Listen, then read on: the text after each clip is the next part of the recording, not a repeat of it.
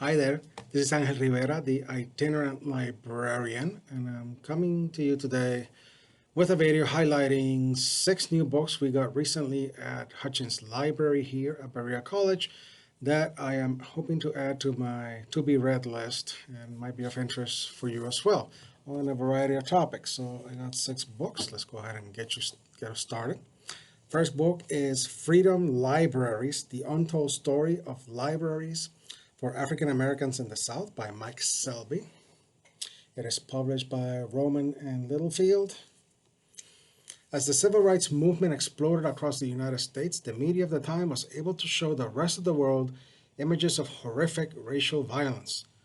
Although illegal, racial segregation was strictly enforced in a number of American states, and public libraries were not immune.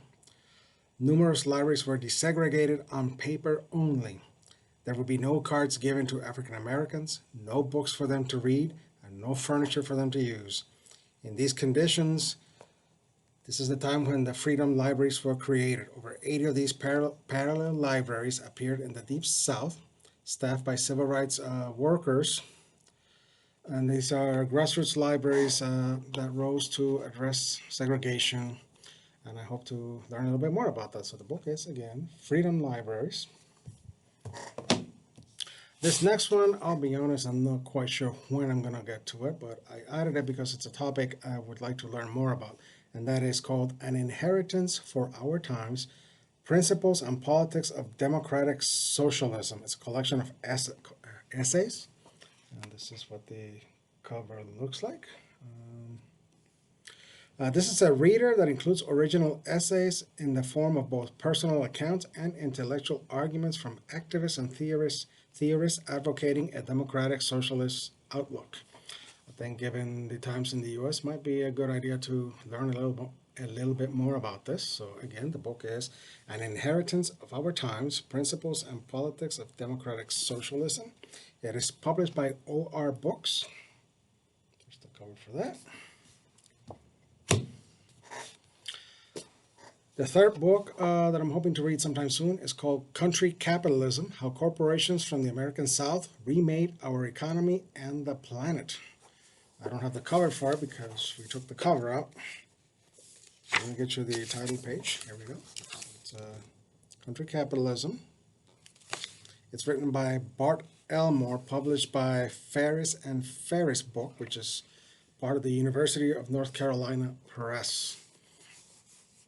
The book is using the histories of looking at Coca-Cola, Delta Airlines, Walmart, FedEx, and Bank of America, and it's looking at their environmental impact and their economic impact on the nation and the world. So it's not terribly long. It does look interesting, so I'll let you know how that goes. The next one I think is very timely given things going on right now, especially with unions, and as of this video, the Writers Guild finally got an agreement from the companies and the studios, so it looks like they're heading back to work. So good time to read a little bit of union history. So the book is The Fight Like Hell, The Untold History of American Labor by Kim Kelly. And this is an inclusive history of the American labor movement. One of the strengths of the book is that it is looking at a lot of women who were involved in the movement, but they may not be remembered today. So again, the book is Fight Like Hell by Kim Kelly, An Untold History of American Labor. This is published by Atria Books, which is an imprint of Simon & Schuster. Another one, number 5, and this one I hope to get to it sooner rather than later, is Our History Has Always Been Contraband in Defense of Black Studies by Colin Kaepernick and other authors. So there's the cover of the book. This is published by Haymarket and Kaepernick Publishing. And it's basically a collection of essays defending Black studies. The book is organized in 3 parts. Part 1, How We Got Here. Part 2, which is the core of the book, The History They Don't Want You to Know, which is a collection of various essays on the topic, especially historical essays. It includes an essay by Carter G. Woodson, who, as many know, is a graduate of Berea College. So again, the book is Our History Has Always Been Contraband. And last but not least, this time around, is the book War Made Invisible, How America Hides the Human Toll of Its Military Machine. Again, this is another one. I don't have the cover. Let me show you the front page. It is War Made Invisible by Norman Solomon.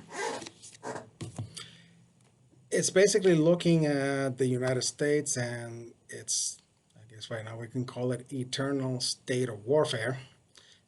You know, that's basically invisible to most people. The average American citizen probably has no idea about all the wars that the U.S. is engaged on, most of them undeclared, and the consequences of that. So from Afghanistan, Iraq, Syria, deployments in a variety of countries, the U.S. has been at war for more than 2 decades by now, but most people don't know about it, so I'm hoping to learn a little bit more with it. So those are 6 books that we received here at the library that I am adding to my TBR list to be read sometime soon. Once I read them, I will write a review on my blog, The Itinerant Librarian. I will link the blog down below if you want to check it out. So we'll see how that goes. And in the words of Walter Mercado, mucha paz, mucho amor. Thank you for watching. Have a great day.